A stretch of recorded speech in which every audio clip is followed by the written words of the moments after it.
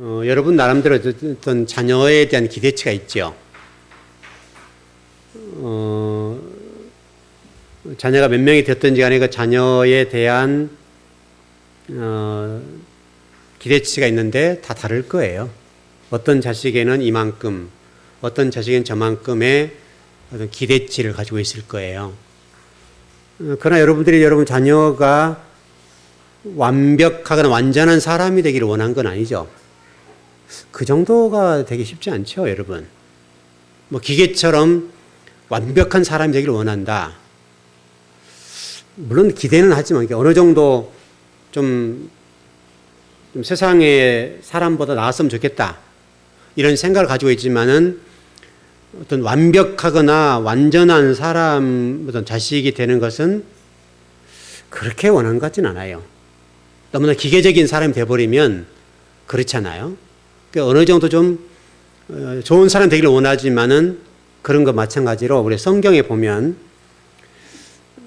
오늘 지금 완전에 대해서 공부를 해보려고 그러는데요. 이 완전한 문제에 대해서 많이 다루고 있거든요. 성경에서는 이 완전이라는 부분을 성경에 굉장히 많이 기록해 놨어요. 그래서 오늘 우리가 지금 읽었던 17장에도 1절에 보니까 너는 내 앞에서 행하여 완전하라. 그렇게 말씀하고 있단 말이죠. 이게 지금 완전하고 그랬으니까 하나님이 완전이라고 하는 그 기준치가 뭔가? 어느 정도 되어야 완전한 것인가? 이런 어떤 생각을 가지게 되고요.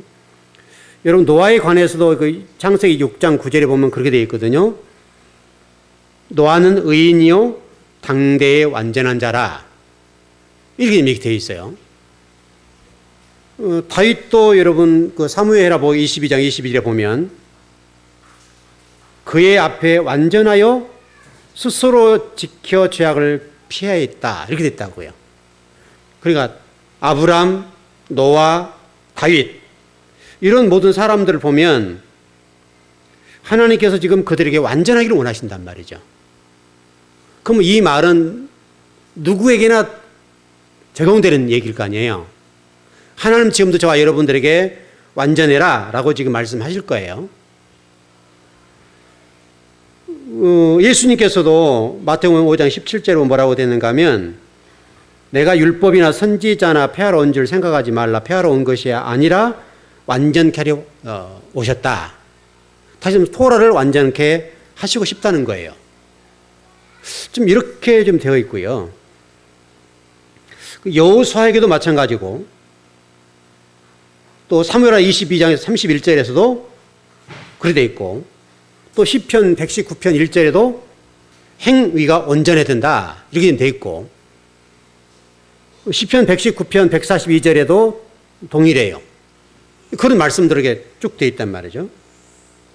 그리고 이런 완전해라 이런 부분이 다른 각도로 쓰였는데 여러분 출애굽기나 레위기 같은 데 보면 번제물을 드릴 때나 희생제물 이런 제물을 드릴 때 어떤 제물을 드려야 돼요, 여러분? 첫 번째 조건이 뭐예요? 흠 없는 제물이죠, 여러분. 흠 없는 제물을 드리라고 했다고요. 이 흠 없다는 말이 완전하다 그 말이에요. 완전. 똑같은 말이에요. 이게 지금 히브리어로 타밈이라는 단어예요. 그러니까 이 타밈이라는 단어가 흠 없다, 완전하다 똑같은 단어예요. 그러니까 성경이 우리가 번역이 흠 없는이라고 번역이 되어 있고 완전이라고 번역이 되어 있습니다만은 실질적으로 히브리 단어는 똑같아요. 타밈이라는 단어예요. 그러니까 지금 제물을 드릴 때 구약 성경에서 흠 없는 것을 드려야 된다. 그래서 출애굽 12장 5절에 보면 이렇게 뭐라고 되는가 하면 너희 어린 양은 흠 없고 1년 된 수컷으로 하되 양이나 염소 중에서 최해라. 그러겠다고요. 바울도 여러분 에베소 5장 26절 27절에서 뭐라고 됐는가 하면 저와 여러분에 대해서 흠없게 하기를 원하신다는 거예요. 이제 바울은 출애굽과 레위기에 나와 있는 흠 없는이라는 단어를 타임이라는 단어를 헬라어로 바꿔 썼었어요. 결국 사도 바울은 이 완전 흠이 없게 해라 이 말을 완전이라는 말을 흠이 없는 것으로 번역을 했다고요. 말을 했다고요.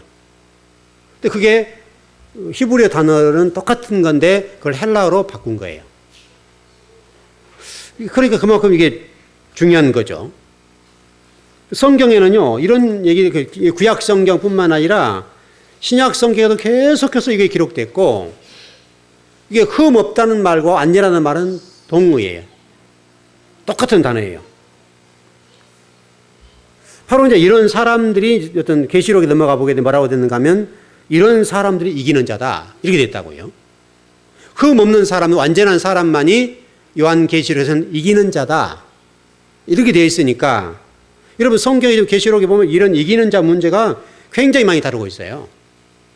그러니까 구약의 출애굽 레위기 그다음에 또 뭐 다양한 지금 말씀드린 그런 부분과 또 에베소서 말씀 사도 바울이 흠이 없는 사람이 되어야 된다라고 얘기하고 있고 그런 사람이 계시록 넘어가서는 이기는 자라고 되어 있으니까 이 흠 없다는 말과 이 완전하다는 말은 상당히 중요하단 말이죠.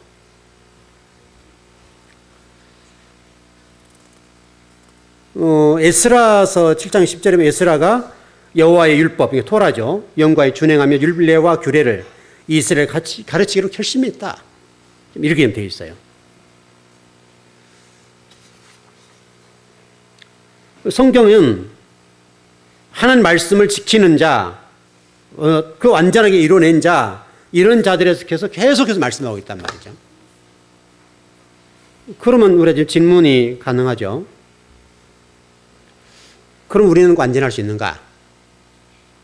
이 문제가 발생하죠. 여러분 출애굽기 레위기서에 희생 제물을 드리기 전에 제물을 가지고 오잖아요. 소나 양을 가지고 오잖아요. 가지고 오면 바로 번제물로 드리지 못해요. 제사장이 첫 번째 검사하는 게 있어요. 뭐를 검사하는지 혹시 아시겠어요? 그 짐승에게 흠이 있는지 생축에 대해서 그 하자 여부를 꼭 확인했어요. 그 첫 번째 절차예요. 그 짐승이 몸에 병이 있는지, 만약에 절고 있는지, 또 무슨 어떻든 하자가 있는지에 관해서 먼저 통과가 되어야 제물이 되는 거예요. 그게 통과가 되지 않으면 제물로 바칠 수가 없어요. 이제 이것이 신약 시대에 와서 여러분 제사장들이 그 예루살렘 올라온 사람들에 관해서 대신 이제 이 제물들을 바꿔주면서 돈을 가져와 제물을 사게 만들었죠. 그래서 문제가 생기고 이제 그랬던 건데 그만큼 제물을 드린다는 중요한 문제였단 말이죠. 그래서 제물이 반드시 제사장들을 통과해서 하자 여부가 없어야 통과가 됐어요. 그래서 제사장은 반드시 이런 제물을 드릴 때에 제물이 오게 되면 하자 여부를 판단해야 돼요. 하자가 있는 경우는 이 제물로 드릴 수가 없었어요. 그만큼 이 제물이 중요하다고요. 이 바울도 아까 말씀드린 탐임이라는 이 단어를 흠이 없는 이라는 단어로 해서 저와 여러분이 제물로 본다면 흠이 없어야 된다는 거예요. 상당히 이제 지금 쉽지 않죠.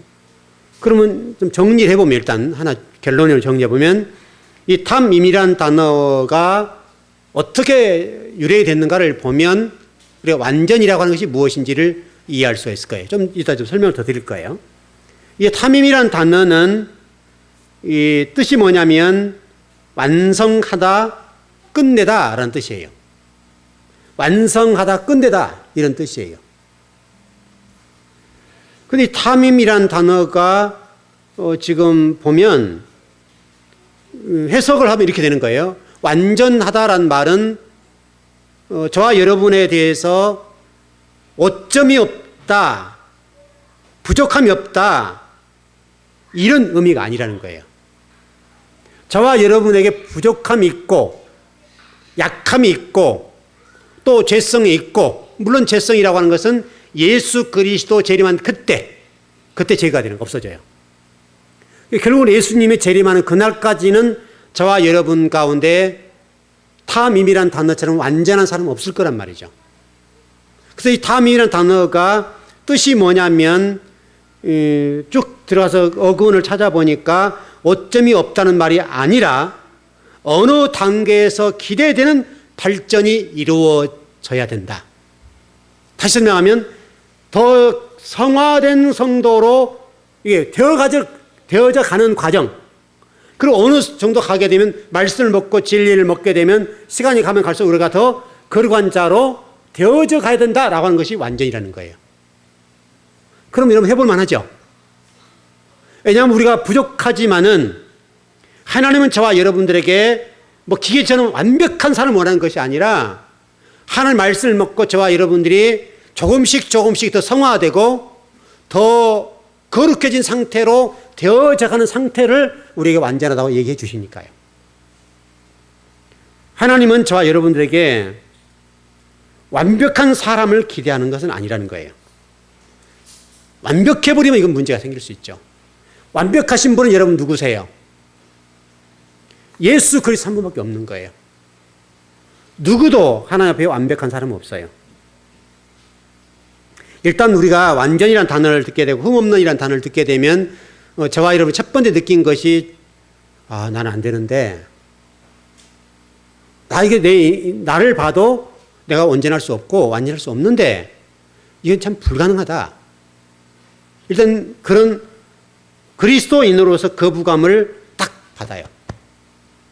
하나님이 왜 완전한 성도를 원하시는가? 아무리 나를 봐도 완전할 수 없는 거예요. 그러니까 이 완전할 수 없다는 사실 때문에 어떤 문제가 생기는가 하면 구원의 문제에 관해서 불안함이 생겨요. 나는 정말 구원받을 수 있는가? 나는 정말 하나님의 자식인가? 나 같은 이게 부족하고 흠이 많은 이런 사람들이 하나님의 자녀가 될 수 있으며 하나님이 나를 받아줄 수 있겠는가? 왜? 부족함을 느끼거든요. 우리 스스로를 돌아봐도 너무나 부족한 게 투성이잖아요. 그런 부분을 보면서 절망할 수도 있고 좌절감에 빠질 수가 있어요. 왜? 하나님은 우리에게 완전함을 원한다고 말씀하고 있으니까. 그 완전함이라는 것을 우리가 그 글자 문자 그대로 그냥 완전한 어떤 흠이 없는 상태 이렇게 기대하기 때문에 일단은 불안감이 있고 구원에 관련되어서 초조함이 생기게 되고 미래에 대한 확신이 떨어져요. 그래서 여러분 구원파들이 당신 언제 구원받았어?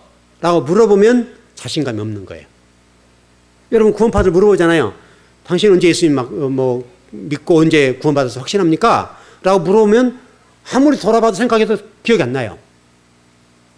또 그들이 물어보는 대로 우리가 여전히 죄인 모습으로 이 죄에 노출되어 있단 말이죠. 여전히 기도하고 있고 말씀을 배우는데도 나도 모르는 사이에 죄를 짓고 있고 또 알고 어떤 자범죄적인 부분을 짓고 있는 거예요. 그리고 여전히 우리 입술에 불만이 나오고 불평이 나오고 원망이 나오고 있고 진리와 거슬려서 살아가고 있단 말이에요.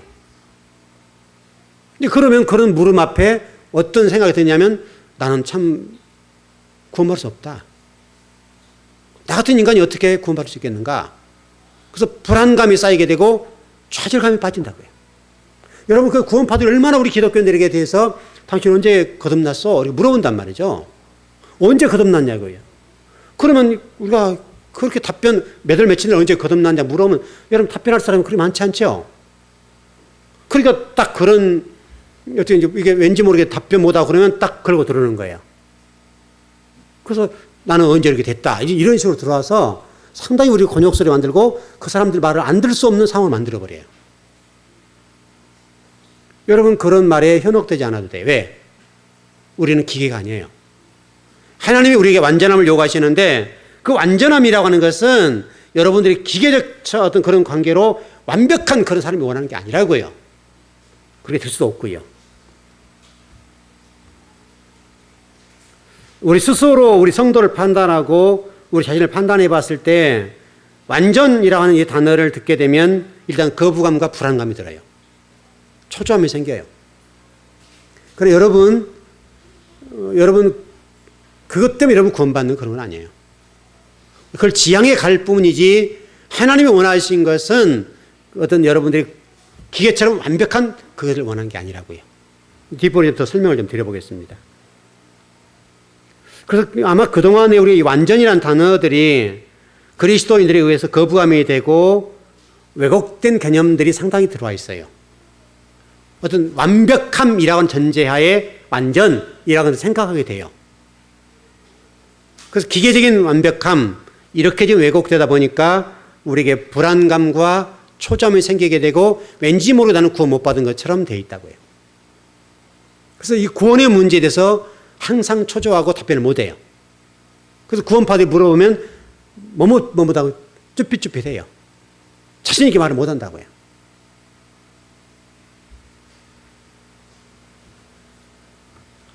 그럼 완전이라고 하는 게 뭔가 좀 정리를 해보겠습니다.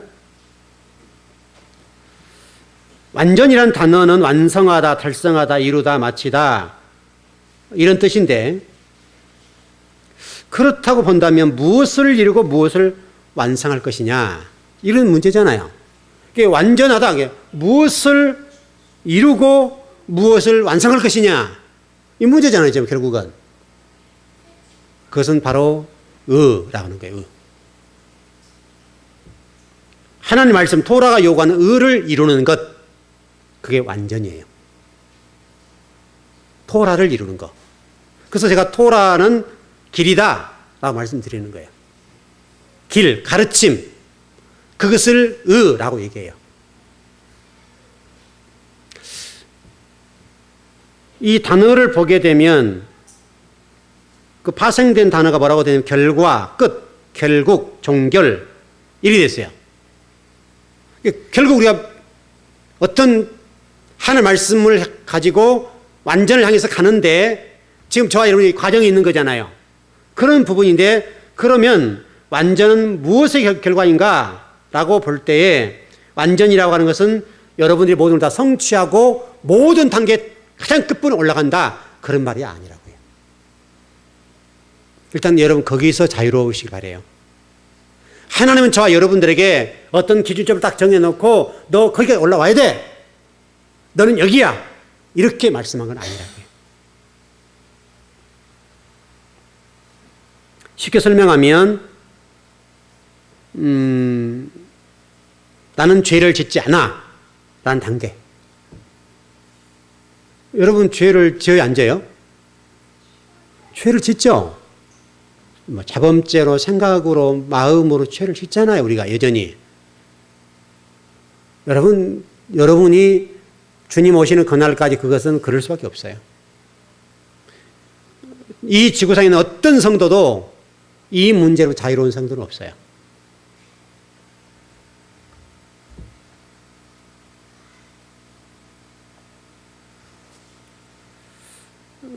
이게 완전함이라고 하는 것이 이렇게 한번 정리를 하면 될 것 같아요.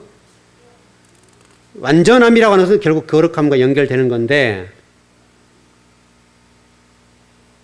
거룩함이라는 것이 뭐며 완전함이 뭐냐라고 볼 때에 하나님 앞에 저와 여러분의 생애를 온전히 드린 상태. 이게 거룩함, 완전함. 다시 말하면 온전한 마음이 하나님 앞에 굴복된 상태. 그러나 굴복된 상태이지만은 여전히 죄의 길을 걷는 상태. 그리고 죄를 짓지 않으려고 몸부림을 치는 상태. 그것을 거룩함이라고 얘기하고 완전이라고 얘기해요. 왜냐하면 거룩한 분은 예수 그리스도님 한 분밖에 없잖아요. 완전한 분도 예수님 한 분밖에 없잖아요. 저와 여러분 누구도 완전한 사람은 될 수 없어요. 온전히 거룩한 사람은 될 수 없어요. 다만 우리 하나님 앞에 우리 전 세계를 드리기를 결단한 상태, 그리고 그걸 결단하는 그것을 이루려고 몸부림치는 상태, 그것을 완전함이라고 하고 그것을 거룩이라고 그래요.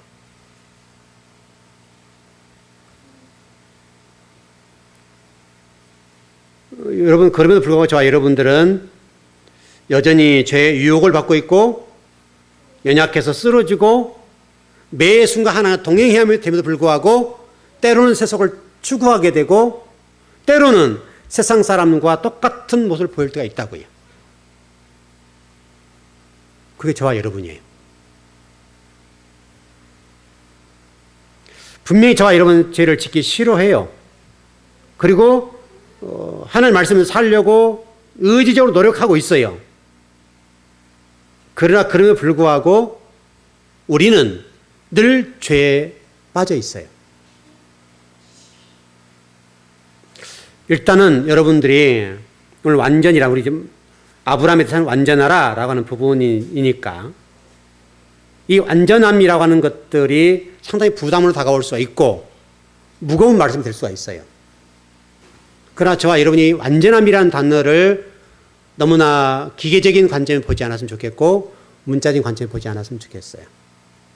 다만 분명한 우리가 구별된 백성이 원하는 것은 아버지 생각이세요. 여러분이 그렇다고 해서 그러면 이제 뭐 멋대로 살아도 되네. 그런 말은 아니라고요. 우리가 하나님 원하신 그 분량에까지 장성에 이르도록 도전해 가고 끊임없이 그걸 향해서 가는 거예요. 그 나의 죄성을 늘 쳐버리고 찢어내고 잘라내는 작업은 해야 돼요. 그러나 그럼에도 불구하고 여전히 우리가 죄를 짓는다고요.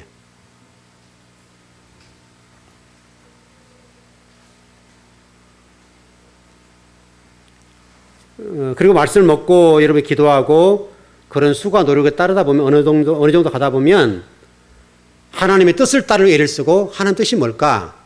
하나님의 계획이 무엇일까? 하나님 나를 통해 무엇을 하고 싶어 하실까? 이런 생각을 하게 된다고요. 그리고 하나님 앞에 어떻게 하면 내가 드릴 수 있는가? 고민하게 된다고요. 아마 그것이 완전이라는 의미가 아닐까 싶어요. 여러분 정말 근래 하나님을 향해서 또 하나님 교회와 하나님 백성을 위해서 무엇을 고민하세요? 무엇을 고민하시냐고요? 그냥 돈 버는데 이렇게 그쪽에 초점이 되어 있는가? 아니면 열심히 일을 하면서도 내가 이 일하는 목적이 어떻게 하면 하나님 나라를 완성하고 어떻게 하면 하나님을 더 바르게 세울까에 관해서 고민하고 그런 고민들로 흔적을 가지고 있는가 그거예요.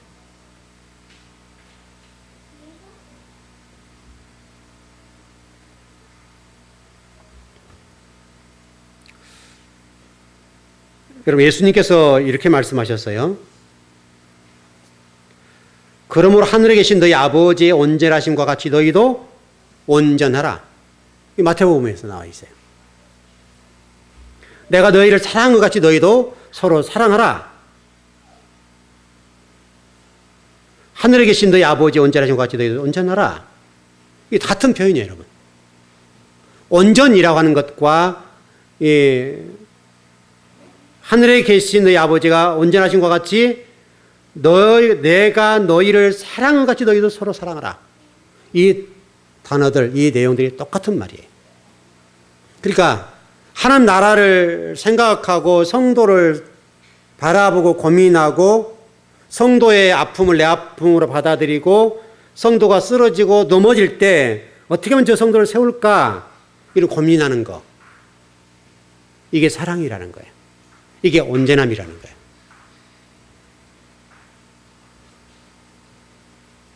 이것이 바로 하나님의 성품이에요. 하나님 속성이에요, 속성.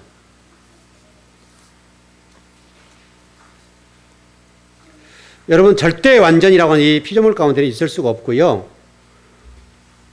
우리가 어떻든 이 땅을 지향해 나갈 때 저와 여러분들이 한 가지 정리할 것은 저도 여러분도 완전한 게 절대 완전은 이룰 수 없다. 오직 예수 그리스도 그분만이 이룰 수 있는 것이고 우리 어떤 죄의 본성적인 부분이라 할지라도 예수님 재림 때까지는 그 본성을 가지고 있다. 여러분 그것은 분명해요.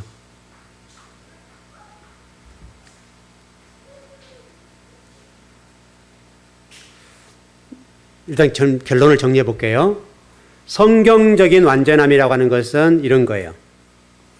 죄의 충동을 받고 유혹을 받은데 그 받는 데서 넘어지지 않고 하나님 말씀 앞에 굴복하지 않고 그 말씀으로 그것을 이겨내려고 몸부림치는 것. 그것은 우리가 해야 돼요. 여러분과 제가 죄의 유혹을 받을 수가 있고 또 죄의 충동을 받을 수도 있어요. 우리 마음 땅에 여러분 죄의 충동이 느껴져 안 느껴져요?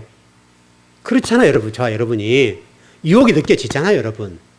느껴지는데 느껴지는 행동하는 것이 아니라 하나님 말씀으로 그것을 누르는 거예요. 그것을 완전이라고 해요. 이제 좀 자유로우시죠? 여러분과 제가 분명히 이 땅에 살아가면서 죄의 충동과 유혹을 받는단 말이에요. 그 죄의 충동과 죄의 유혹을 받을 때에 유혹을 받은 대로 행동하지 않고 하늘 말씀을 붙잡고 하늘 말씀이 이런데 내가 이럴 수 없지 라고 그 유혹과 그 어떤 충동으로부터서 나를 절제케 한다고요. 나를 붙잡아 주는 거예요. 그것이 성경적인 완전이에요. 그러니까 여러분 말씀을 부지런하게 배워야 될 이유는 바로 여기에 있어요. 여러분이 완벽한 사람이 되는 것이 아니라 말씀을 배워도 여전히 그 말씀이 증거가 되지 못하고 늘 죄를 짓는단 말이에요.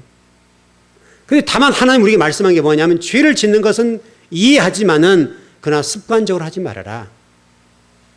그 죄의 충동과 유혹이 올 때에 거듭거듭 넘어지지 말아라. 그 충동과 어떤 유혹이 올 때에 하나님 말씀을 부지런하게 배우고 익혀서 그 말씀으로 그것을 이겨내라. 그게 뭐냐? 그게 성경적인 완전이다. 그래서 이런 말씀을 부지런하게 배우고 부지런하게 읽어야 돼요. 그러면 그 말씀이 여러분에게 증거가 되어줘요. 그 유혹으로부터서 우리를 보호해줘요. 보호. 여러분 다이아반지 10억짜리 있다 합시다. 견물생심이라고 아무도 없어요. 딱 여기 놓여있어요. 여기 밑에 소방관상에 10억짜리 놓여있어요. 보는 사람 아무도 없어요. 근데 모두가 다 10억짜리인지 알아요. 여러분 어떻게 했어요? 여러분 이제 물론 걸어가시니까 그 손 안 되겠지만은 그러나 어때요? 마음속으로는 저가 있었으면 좋겠다. 그 생각 들잖아요. 교회 아닌 밖에가 있다 합시다. 그냥 밖에. 밖에 10억짜리가 있어요. 근데 모든 사람이 그걸 몰라요. 나만 보고 있어요, 지금. 그럼 어떻게 했어요? 유혹이 올까요, 안 올까요? 오지 않겠어요. 분명히 누군가는 주인이 잃어버렸어요. 근데 마음 땅에서는, 저거면 노후를 편하게 살 수 있는데, 누구 보는 사람 남도 없고, 저거 딱 하면 되는데, 이런 마음이 없겠냐고요. 바로 그거예요. 그때 하나님이 남의 것을 탐하지 말라고 그랬잖아요. 그 말씀을 딱 생각해서 하나님 말씀이 남의 것을 탐하지 말라고 그랬으니 이 잃어버린 주인을 얼마나 애가 탈까 해서 그런 경우 주인을 찾아주면 그게 성경적인 완전이라고. 이해되시죠? 바로 하나님이 오늘 아브라함에게 그 얘기를 하시는 거예요. 지금 아브라함이 이스마엘을 낳았는데 하나님 13년 동안 등을 돌리셨잖아요. 그리고 첫 번째 딱 나타나서 하신 말씀이 너 내 앞에 완전해. 이렇게 말씀하셨잖아요. 바로 그 완전이에요. 근데 더 놀라운 사실은 그게 원문에 보게 뭐라고 되어 있냐면 내 앞에서 걸으라. 완전하라. 그 말을 행하라는 말을 연결시켜서 너 내 앞에서 걸어가. 그랬다고요. 여러분 그 부모님들이 이렇게 보면 간단하죠. 얘들을 이렇게 걸음마 시킬 때 어떻게 해요? 앞에 딱 서 있든지 앉아 있든지 간에 아이를 조금 이렇게 발 띄워놓고는 딱 세워놓고는 걸어와 그러잖아요. 그러니까 걸어오면 어때요, 여러분? 딱 안아주죠. 그 만약 걸어와서 딱 앉는 순간에 딱 엄마가 피해버린다 이거예요. 그러진 않잖아요. 좀 더 걷게 하기 위해서 이게 이렇게 그렇게 할 수는 있지만 그게 행하라는 거예요. 바로 하나님께서 아브라함에게 너 내 앞에서 그런 아이처럼 행하고 가. 아이처럼 내가 그렇게 가면 내가 너 뒤에서 넘어지면 잡아줄 거야. 그리고 네가 문제가 생기면 내가 문제를 풀어줄 테니까. 여러분 부모들은 자식이 앞을 갈 때 어떻게 해요? 여러분 부모들 풀어주잖아요, 여러분. 우리 한국 사람은 특히 더 그러잖아요. 부모가 자식이 나처럼 고생하게 하지 않게 하기 위해서 길을 열어준단 말이에요. 똑같은 얘기라고요. 하나님이 지금 아브라함에게 너 앞에가 내가 항상 뒤에 갈 거야. 그러니까 너 지금 다른 데 보지 말고 내가 말한 말대로 순종해. 그리고 내 앞에서 행해. 그렇게 말씀한다고요. 지금 여러분에게 동일해요. 여러분에게도 지금 하나님은 여러분 홀로 이 땅을 살아가는 것이 아니라 하나님께서 여러분들을 뒤에서 보고 계신다고요. 그 뒤에서 여러분 넘어질까? 여러분들이 뭔가 문제가 있을까? 그래 보신 거예요. 그리고 문제가 생기면 먼저 달려가서 문제를 풀어준단 말이죠. 그분이 우리 아버지에게 하나님이 지금 아브라함에게 그 얘기를 하고 계시는 거예요. 지금 너 내가 그렇게 할 거니까 너는 아기처럼 걸으면 돼. 내가 다 보여줄 거야. 너는 다만 내 앞에서 진리의 말씀을 따라서 그대로 행해. 그렇게.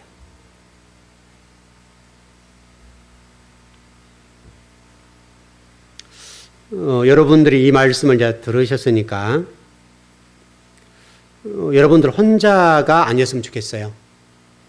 항상 하나님 여러분 뒤에서 여러분들을 이렇게 보호하고 계신다는 거. 여러분 이스라엘 백성을 애굽에서 출애굽시킬 때 하나님 어떻게 출애굽시켰다 말씀하고 계세요? 어떻게 하셨다고요? 독수리가 위에 앉고 날아갔다 그러죠, 여러분. 가장 안전하게. 여러분 독수리 날개가 크잖아요. 넓잖아요. 그렇게 안전하게 데리고 나왔다는 거예요. 가나안 땅도 마찬가지. 안전하게. 여러분 지금은 우리가 이런 시골에서 뭐 그런 걸 못 보니까 우리 아이들은 잘 모를 겁니다. 우리 어른들은 아실 거예요. 여러분 옛날에는 여러분 솔개 같은 것이 암탉이 당하기 옛날에는 지금처럼 그렇지 않고 집에서 그 알들을 품어서 계란을 깼지요. 병아리를 그랬잖아요. 그 병아리를 깨면 다른 병아들이 이렇게 한 20만 30만이 쭉 따라다녀요. 어미 닭을.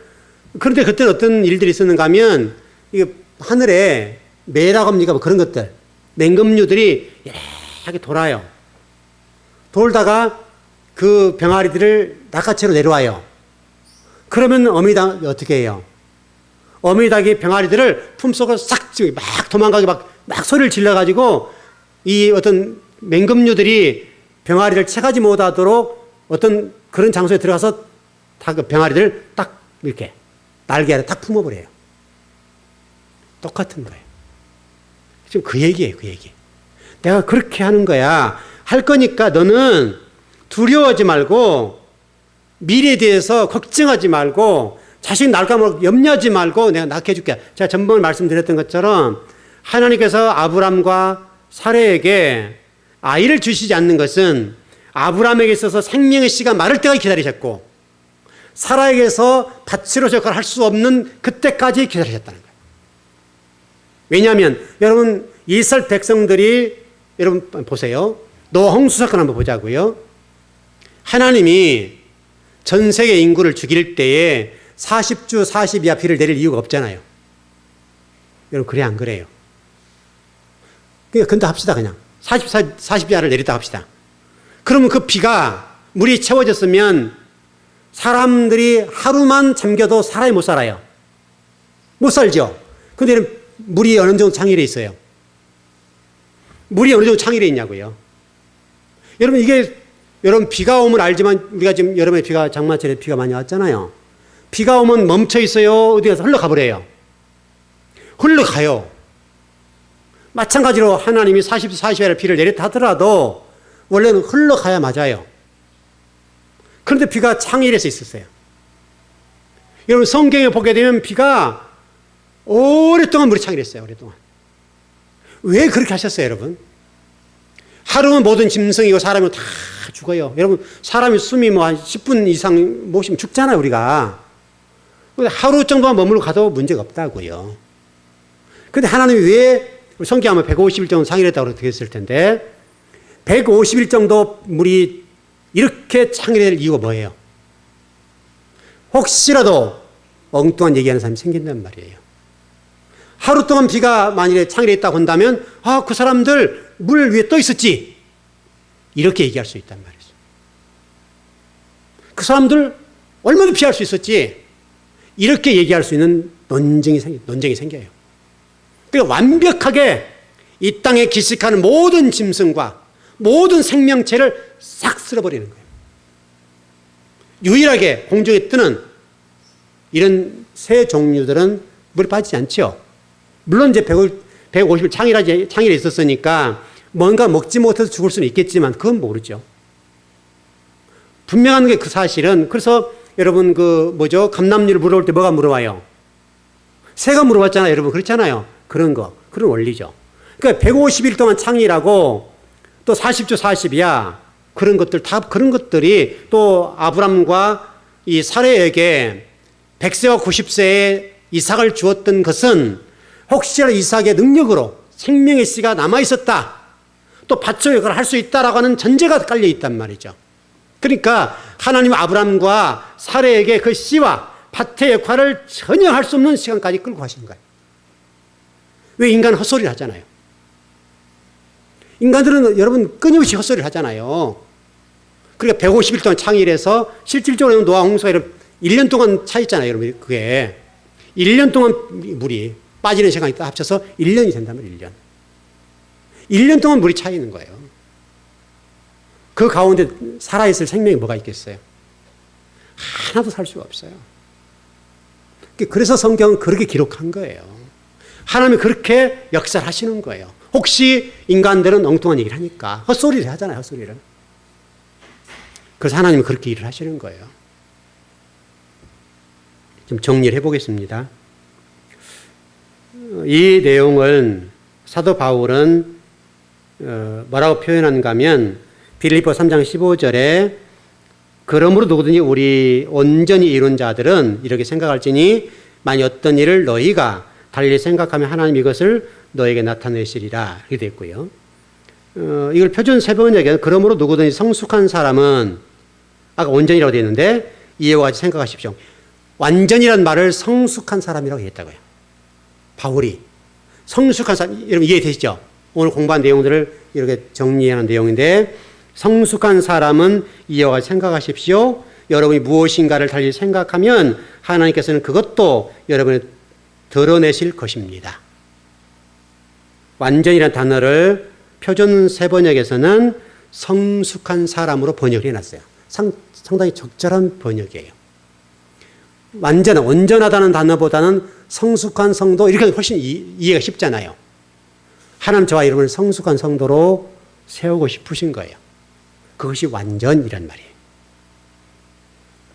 우리 즐거운교회 모든 성도들이 온전한 또 성숙한 성도로서 세워졌으면 좋겠어요. 그 하나님의 나라가 세워졌으면 참 좋겠습니다. 예, 기도하겠습니다.